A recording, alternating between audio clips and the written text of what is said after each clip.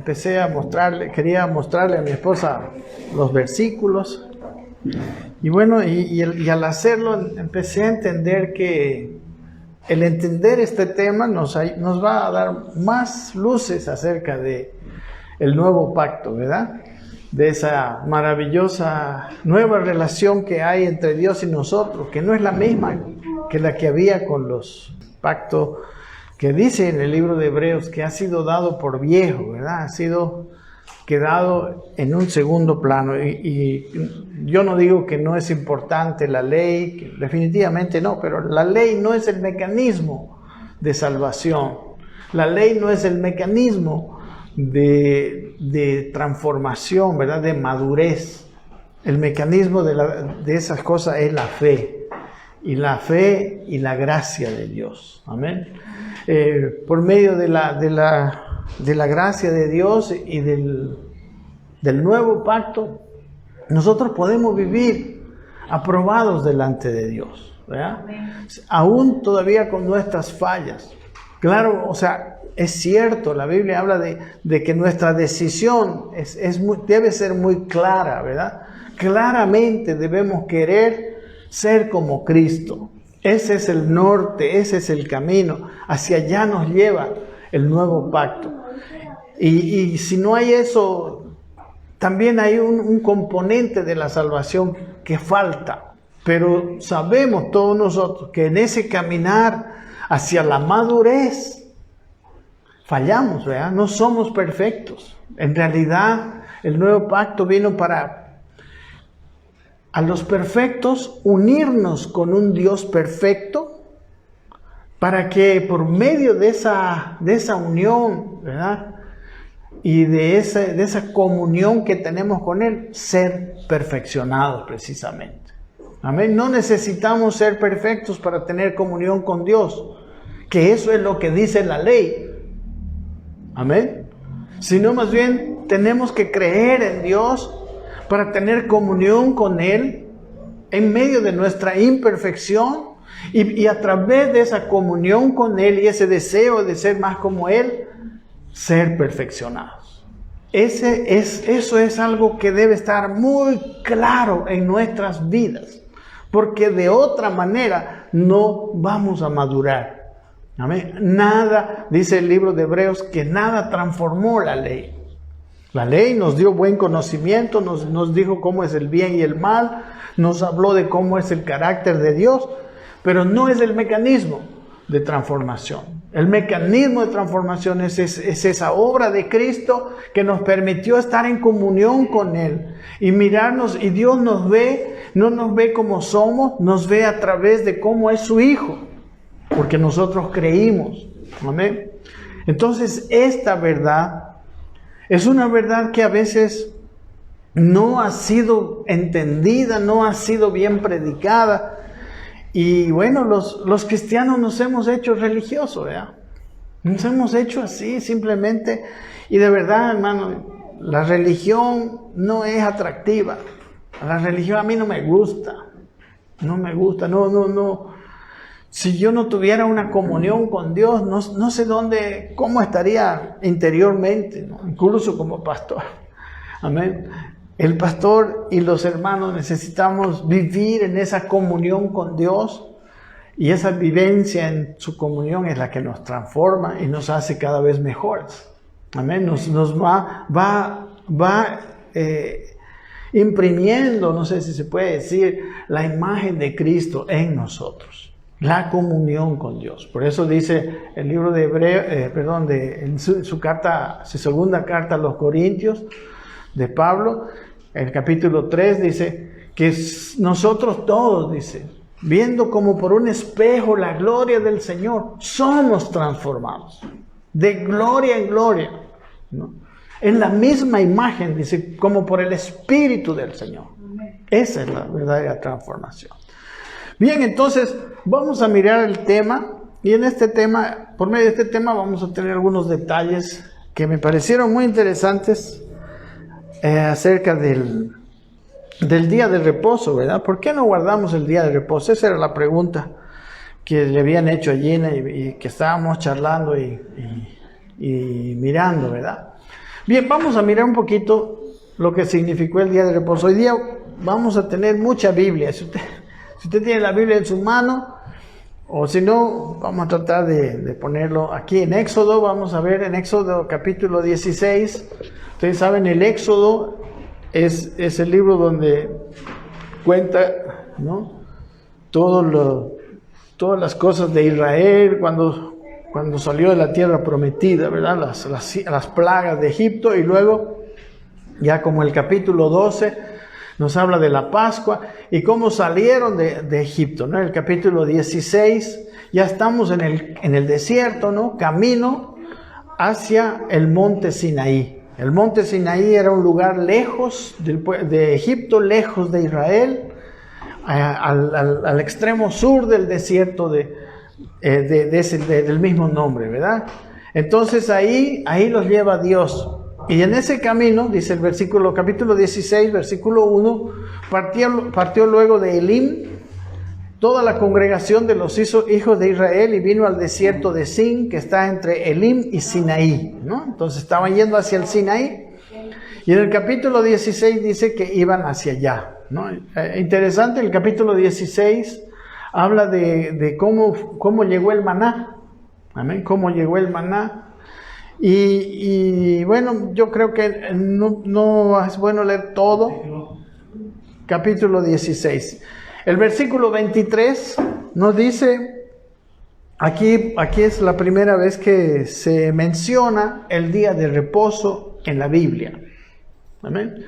Dice, y él les dijo, esto es lo que ha dicho Jehová, mañana es el santo día de reposo, el reposo consagrado a Jehová, lo que habéis de cocer, cocedlo hoy, no, el maná lo cocía, y lo que habéis de cocinar, cocinadlo hoy, y todo lo que os sobrare, guardarlo para mañana. Y ellos lo guardaron hasta la mañana, según lo que Moisés había mandado, y no se aguzanó, ni hedió. Porque recuerdan que antes, cuando ellos guardaban hasta el otro día, se aguzanaba y tenía mal olor. En cambio ahora, cuando era el día anterior al día de reposo, ¿verdad?, ellos podían guardar, de hecho debían guardar una otra porción para comer el día de reposo sin tener que cocinar. Amén. Y ese maná en ese día solamente se conservaba hasta el otro día. Dice el versículo 25, y dijo Moisés, comedlo hoy, porque hoy es día de reposo para Jehová, hoy no hallaréis en el campo. En el día de reposo no había maná, ¿no? Solamente de lunes, de domingo a viernes había maná, ¿no? Sábado no había maná. Bueno, dice el versículo 15, el 16 dice, por eso esto que le digo, 6 días recogerás, ¿no? Mas el séptimo es día de reposo, en él no se hallará. Y aconteció, dice, que algunos del pueblo salieron, como siempre, ¿no?, el séptimo día a recoger y no hallaron. Y Jehová dijo a Moisés, ¿hasta cuándo no querréis guardar mis mandamientos y mis leyes? ¿Ya? Siempre había algunos que se salían. Dice, mirad, les dijo el versículo 29, estamos ahí, que Jehová os dio el día de reposo, y por eso en el sexto día os da pan para 2 días. Estése pues cada uno en su lugar, y nadie salga de él en el séptimo día. Así pues reposó el séptimo día. Y la casa de Israel lo llamó maná, ¿no? Y era como semilla de culantro blanco, y su sabor era como de hojuelas con miel, ¿no?, del maná. Entonces ahí empezó el día de reposo. Y después la segunda mención en el libro en la Biblia del día de reposo está en Éxodo capítulo 20, un poquito más adelante. Y aquí dice otras cosas del día de reposo. Dice, acuérdate del día de reposo para santificarlo, ¿no? Para ellos era el día de reposo, debían santificarlo. Era una fiesta, era una ceremonia, era algo más sagrado. Y vamos a mirar por qué. Para nosotros ya no hay nada sagrado en ese aspecto, pero para ellos sí. 6 días trabajarás, le dice, y harás toda tu obra, mas al séptimo día es reposo para Jehová tu Dios. Dice, no hagas en él obra alguna, tú, ni tu hijo, ni tu hija, ni tu siervo, ni tu criada, ni tu bestia, ni tu extranjero que está dentro de tus puertas. Porque en 6 días hizo Jehová los cielos y la tierra, el mar y todas las cosas que en ellos hay, y reposó el 7º día. Por tanto, Jehová bendijo el día de reposo y lo santificó. Amén. La segunda mención dice que se debe guardar, ¿verdad? Y no debe hacer obra alguna. Entonces, luego ellos llegaron, recuerdan en Éxodo 20, ¿qué hay? Éxodo 20 es un capítulo muy importante, los 10 mandamientos, ¿verdad? Primero les da los 10 mandamientos y luego está aquí, porque los 10 mandamientos están hasta los versículos previos a lo que hemos leído ahora. Entonces, y luego en el capítulo 31, sigamos más adelante en su Biblia, es la tercera vez que habla y aquí también dice otras cosas del día de reposo. Dice, habló además Jehová a Moisés diciendo, tú hablarás a los hijos de Israel diciendo, en verdad vosotros guardaréis mis días de reposo. Y porque es señal entre mí y vosotros por vuestras generaciones, dice, para que sepáis que yo soy Jehová que os santifico. Así que guardaréis el día de reposo porque santo es a vosotros. Y el que profanare, mire, aquí hay algo más serio, de cierto morirá. Dice, ¿no? Porque cualquiera que hiciere obra alguna en él, aquella persona será cortada de en medio de su pueblo, ¿no? Ahora sí había una sentencia de muerte para el que no guardare el día de reposo. Versículo siguiente dice, 6 días se trabajará, mas al 7º día es reposo, consagrado a Jehová. Cualquiera que trabaje en el día de reposo, ciertamente morirá. Lo vuelve a decir. Guardarán pues, dice, el día de reposo los hijos de Israel, celebrándolo por sus generaciones, por pacto perpetuo. Amén. Todas estas son verdades. Están aquí en la Biblia. Dice. Luego dice, señales para siempre entre mí y los hijos de Israel. Porque en 6 días hizo Jehová los cielos y la tierra, y en el 7º día cesó y reposó. ¿No? Entonces, y luego está la siguiente mención en el capítulo 35. Moisés convocó, versículo 1, a toda la congregación de los hijos de Israel y les dijo, estas son las cosas que Jehová ha mandado que sean hechas. 6 días se trabajará, mas al 7º día os será día santo para Jehová. Cualquiera que en él hiciere trabajo alguno, morirá. No encenderéis fuego en ninguna de vuestras moradas en el día de reposo. No había que ni encender fuego. Amén. Muy bien, entonces mis hermanos, esto es lo que pasaba con el pueblo de Israel. Y esto es lo que Dios había dicho en el tiempo de la ley, ¿verdad? Ahora, yo quiero mostrarles que en el Nuevo Testamento esto ha cambiado, ¿verdad? El Nuevo Testamento es diferente. De hecho, todos estuviéramos muertos, ¿verdad? Porque ¿han trabajado ustedes el sábado alguna vez? Seguro, ¿no? Aún los que hoy día dicen que tenemos que guardar el día de reposo, no lo cumplen, ¿verdad? Ni siquiera ellos, a la manera de Dios, ¿verdad? Pero vamos a mirar algunos detalles. Por ejemplo, en la carta de Pablo a los Gálatas, y recuerden que el problema en los Gálatas era que ellos empezaron a vivir en el nuevo pacto, pero vinieron los judaizantes, ¿no? Personas que los querían volver a llevar a vivir con estas mismas cosas del antiguo pacto, ¿verdad? Vamos a mirar ahorita algunos pasajes en Colosenses, en Gálatas, donde el apóstol Pablo dice que ya no es tiempo de guardar esas cosas.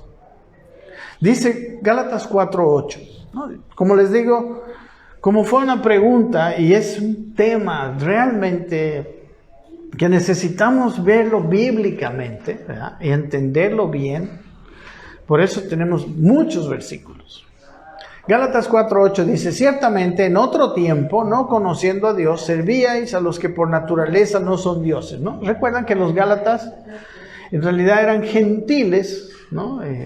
Galacia era una región gentil, ¿no? Al norte, muy al noroeste, podemos decir, de Israel, donde vivían gentiles, no estaban los judíos ahí. Y dice versículo 9, más ahora, dice, conociendo a Dios, o más bien, dice, siendo conocidos por Dios, les pregunta esto, escuchen, ¿cómo es que os volvéis de nuevo a los débiles y pobres rudimentos a los cuales os queréis volver a esclavizar? Y les dice, guardáis los días, los meses y los años, ¿no? Estos eran los pobres rudimentos a los que ellos tenían que, o sea, les dice, ustedes quieren volver a aquello. Y esto no es así. Amén. ¿Qué son los días? Por ejemplo, entre los días está el día de reposo. Los días, podemos decir, había días que la ley, que los judíos guardaban, ¿no? Como sagrados, ¿no? El séptimo día, guardaban los días de la Pascua, el día de la expiación, etcétera, ¿no? Los meses, ¿no? En Israel los meses tenían mucho significado, ahí estaban las fiestas. Ellos guardaban la Pascua, la fiesta de los tabernáculos, hoy día el Hanukkah, etcétera, ¿no? Las fiestas. Y los tiempos y los años se están refiriendo también en Israel, y no me alcanza el tiempo para mostrárselos cómo era. Por ejemplo, el séptimo año era el año de reposo, ¿verdad? En el séptimo año dejaban reposar la tierra. Nadie trabajaba la tierra. En ese año comían de lo que nacía de la tierra nomás. Así debían hacer. Ni ellos no lo... Si ustedes quieren ver un poquito más y están anotando, pueden ver, por ejemplo, en Levítico 25. Ahí habla todo lo que tiene que ver con los años de reposo y el año de jubileo, etcétera, ¿verdad? Donde las propiedades volvían a sus dueños. Amén. Nehemías 10:31 también, si quieren leer, ¿no? Y miren, lo que dice el apóstol Pablo, recuerden, en el Gálatas 4:10 les dice... O sea, en el 9 dice que se querían volver a los viejos rudimentos a los cuales se querían volver a esclavizar. El 10 dice, guardáis los días, los meses y los años. Y en el versículo 11, miren lo que dice. Le dice, me temo de vosotros que haya trabajado en vano con vosotros. Amén. Es tan grave volver a esas cosas que Pablo dice que temía que su trabajo con ellos había sido en vano. Luego vamos a ver otras cosas más que dice Pablo a los Gálatas. A los Colosenses, capítulo 2, versículo 16. Estamos hablando de las cosas que eran mandamientos en el antiguo pacto, pero que ahora en el nuevo pacto ya no son. O sea, tampoco lo vamos a mirar después. No es malo, digamos, que yo descanse el sábado, digamos, ¿no? Que yo dedique mi tiempo para buscar a Dios. No es nada malo. Habían costumbres muy buenas. Ellos bendecían a la familia. Tenían el viernes en la noche, que era la noche de Pascua. Perdón, del día de reposo, ellos bendecían. Todo eso está muy bien, está muy lindo. Pero ahora vamos a entender qué es lo que no está bien. ¿Amén? Si nos damos el tiempo. Entonces, miren, les dice Colosenses 2:16. Dice, por tanto, dice, nadie os juzgue en comida o bebida o en cuanto a días de fiesta, ¿verdad? Luna nueva o días de reposo, ¿no? Y aquí está un punto bien específico, ¿no? Nadie os juzgue en cuanto a días de reposo, ni comida, ni bebida, ¿no? Como ven, los judíos tenían mandamientos para la comida. Ellos no comían ciertos animales. Por ejemplo, en la Pascua, ellos comían solo la comida que se llama la comida kosher, ¿verdad? La comida que era pura, supuestamente, ¿no? Después Jesús hizo puros todos los alimentos, como vamos a ver. Dice el versículo 17, por lo cual... Dice en el 16, por lo tanto, nadie os juzgue en comida o en bebida, o en cuanto a días de fiesta, luna nueva o días de reposo. Y dice el versículo 17, todo lo cual es sombra de lo que ha de venir. ¿Qué era? Sombra de lo que ha de venir. Y ellos tenían que guardarlo para que nosotros lo aprendiéramos. ¿Amén? No es que el día de reposo no sirve para nada, no, tiene muchas cosas que enseñarnos. Pero lo que sí nosotros tenemos que cuidar es de no guardarlo como una ceremonia. Una ceremonia o un día santo no es el día de reposo. Amén. Como les digo, las cosas que se hacían en ese día pueden ser muy buenas. Amén. Qué bien tener un día sin hacer nada para tener comunión con Dios. Qué precioso, qué bello. Pero el problema es cuando lo hacemos una ceremonia. Dice el versículo 18, nadie os prive de vuestro premio, afectando humildad, culto a los ángeles. Ya le habían metido más cosas, ¿no? Entremetiéndose en lo que no ha visto, vanamente hinchado por su propia mente carnal. Estas cosas venían del orgullo judaico, que estaban queriendo entrar a la iglesia, incluso a la iglesia de los colosenses. Versículo 20 dice, pues si habéis muerto con Cristo, nosotros hemos muerto con Cristo, ¿verdad? Porque estamos en esa cruz representados por Él. En cuanto a los rudimentos del mundo, dice, ¿por qué ¿por qué como si vivieseis en el mundo, os sometéis a preceptos tales como no manejes, ni gustes, ni aun toques? Esas cosas, ¿no? Que no hagas esto, que no aquí, que no. No, dice, ¿no? Amén. ¿Qué es? No manejes, por ejemplo, no toques. Por ejemplo, en la ley, digamos, había el mandamiento de no tocar un muerto. Una persona que tocaba el muerto quedaba impuro hasta la noche. No podía acercarse a Dios. Amén. No podían tocar ni siquiera algunos animales impuros mismo. Amén. Ni algunos animales inmundos, ¿no? O tocar, por ejemplo, a un leproso, ¿no? Por ejemplo, cuando Jesús lo sanó al leproso y lo tocó, supuestamente estaba haciendo algo lo contrario, ¿no?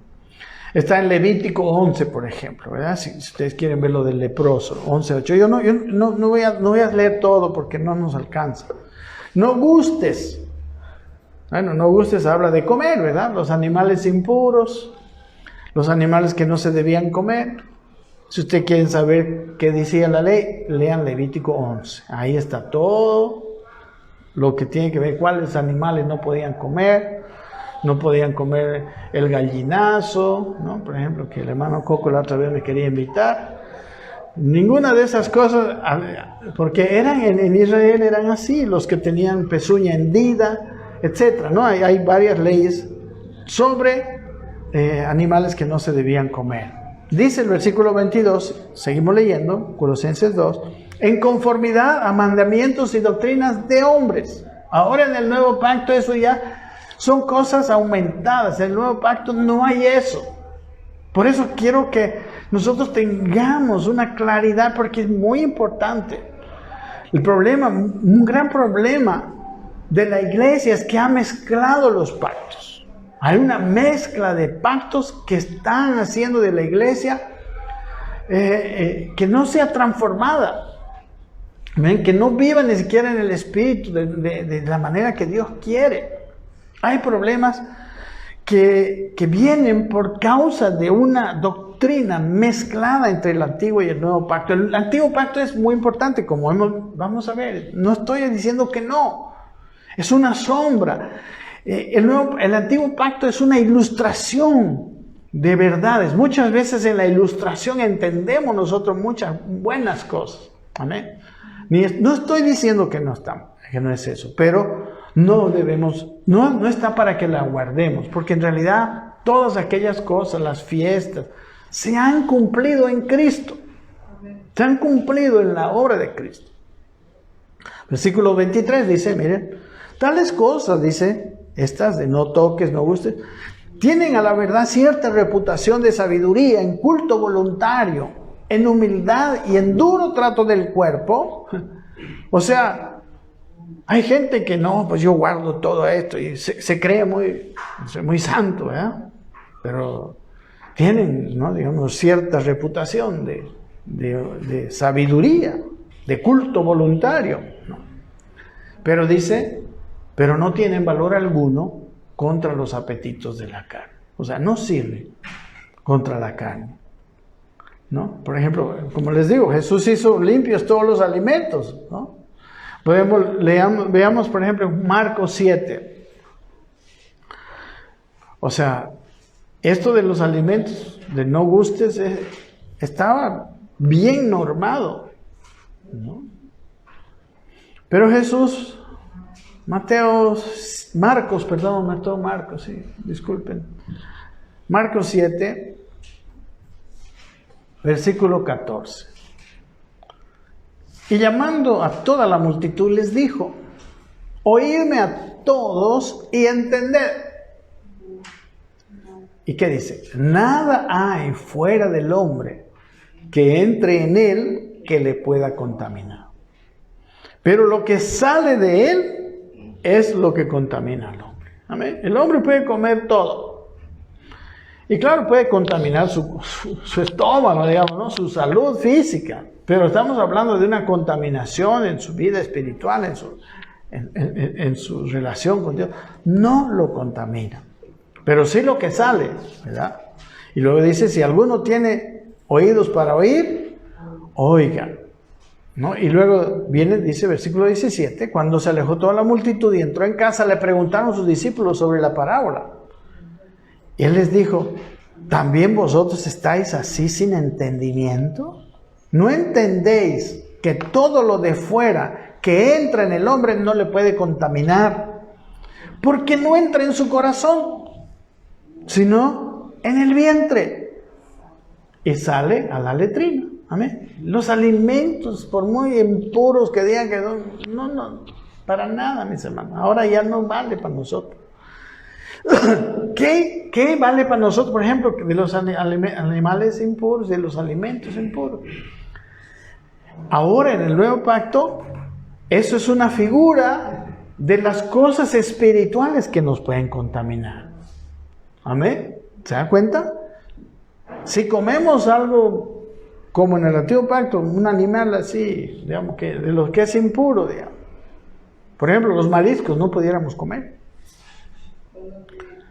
Si usted come mariscos, en el antiguo pacto era inmundo. Pero en el nuevo pacto, para nosotros, como es un ejemplo, habla de que hay cosas que yo puedo estar mirando, digamos, que me hacen daño. Usted ve una película pornográfica, ¿le hace daño o no? Eso, hace daño, ¿verdad? Pero el ejemplo de eso es el comer en el antiguo pacto. Bueno, o sea, no es el propósito aquí de traer esas cosas, pero como son una figura y sombra, son ejemplos, ¿verdad? Para que hoy nosotros podamos vivir nuestra vida. Ok, dice, versículo, seguimos, estamos en el 19, ¿verdad? Sale a la letrina. Esto decía, dice, haciendo limpios todos los alimentos.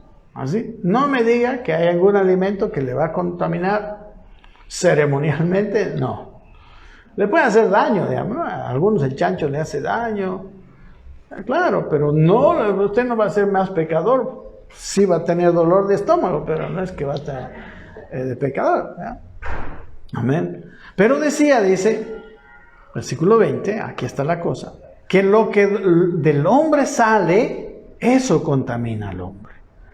Dice, porque de dentro del corazón, amén, lo que sale del hombre, pues no sale de... Bueno, lo que va a la letrina, pero ahora lo que sale del corazón, dice, ¿qué es lo que sale del...? Porque de dentro del corazón de los hombres salen los malos pensamientos, los adulterios, las fornicaciones, los homicidios, los hurtos, las avaricias, las maldades, el engaño, la lascivia, la envidia, la maledicencia, la soberbia, la insensatez. Todas estas maldades de dentro salen y contaminan al hombre.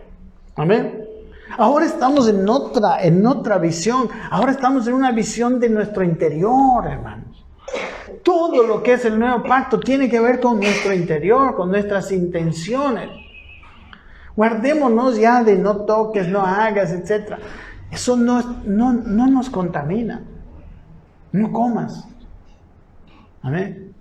Todo Jesús dijo, lo que comes entra a tu panza. Y se va a la letrina y listo. Amén. Entonces, hermanos, el problema es ahora que dejamos entrar ya no a nuestra panza, a nuestro corazón. ¿Qué dejamos entrar? ¿Qué lo contamina? Amén. Las otras cosas son una figura, como son una sombra, son un ejemplo, una ilustración. ¿Y por qué está hablando todo esto?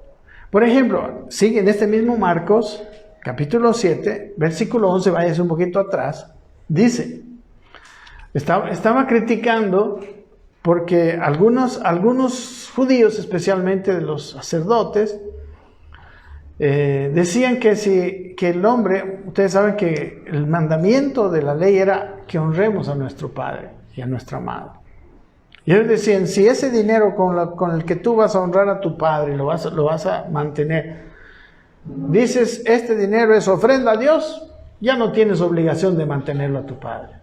Mire, qué bárbaro, digamos, ¿no? ¿Cómo torcían? Ellos ya, ni siquiera decían la ley, ya era una torcedura, ya, ¿no? El versículo 11, mire, dice, pero vosotros decís, basta que diga un hombre al padre o a la madre, es corbán, que quiere decir, es mi ofrenda a Dios, todo aquello con que pudiera ayudarte. Dice, no le dejáis hacer más por su padre o por su madre, invalidando la palabra de Dios con vuestra tradición que habéis transmitido, y muchas cosas hacéis semejantes a estas. Amén. A veces por guardar una tradición, hacemos mal, hacemos daño, desobedecemos más bien a Dios. Amén. Ese es un problema que puede traer aún el guardar el día sábado. Versículo, aquí mismo, vamos más atrás todavía. En el versículo 9, mire, les decía también, bien invalidáis el mandamiento de Dios para guardar vuestra tradición. Y vamos más atrás. Versículo 5. ¿Dónde se origina todo esto que estamos hablando? Dice, le preguntaron pues los fariseos y los escribas, ¿por qué tus discípulos no andan conforme a la tradición de los ancianos, sino que comen pan con manos inmundas? No se habían lavado las manos para comer pan. Y ahora miren la respuesta. Y esta es la respuesta de todo lo que estamos viendo. Respondiendo él les dijo, hipócritas, bien profetizó de vosotros Isaías, como está escrito. ¿Qué dijo Isaías? Este pueblo de labios me honra, mas su corazón está lejos de mí. ¿Sabe que podemos cantar al Señor, pero estando mal en nuestro corazón, estando enojado con mi hermano, estando engañando a otro, estando... Amén. El canto no tiene ningún valor para Dios si el corazón está mal. Si solamente es de labios. Amén. Si su corazón está lejos de mí, les dice. Pues en vano luego me honran, dice el versículo 7, enseñando como doctrinas, mandamientos de hombres. No toques, no gustes, no esto, no el otro.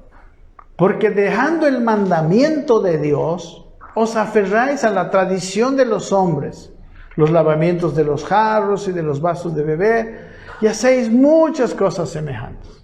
O sea, cuando el hombre se dedica a no hacer cosas, en vez de mirar su corazón, estamos mal. Amén. Yo me acuerdo que antes, por ejemplo, bueno, en algunas iglesias hasta hoy, no se puede predicar con barba. Yo no puedo predicar en esas iglesias. Las mujeres no pueden ir con pantalón, ¿no? Aquí solo 2 o 3 podían haber entrado, las demás fuera, ¿no? Pero ¿y eso qué tiene que ver? Son cosas externas, ¿verdad? ¿Qué es lo que Dios busca en este nuevo pacto? El corazón. Porque yo puedo hacerlo todo correcto, pero mi corazón está chueco. Ahí está el problema. Por eso tenemos que aprender a examinar nuestro corazón. ¿Se acuerdan, por ejemplo, ahí en el Sermón del Monte, por ejemplo, el adulterio? Jesús dijo, ¿oísteis que fue dicho? No cometerás adulterio. Pero dice, pero yo os digo que cualquiera que codiciare a una mujer en su corazón ya adulteró. O sea, lo que Dios está diciendo no es el adulterio, solamente el acto de adulterio, el tener una relación sexual con otra mujer que no es tu esposa.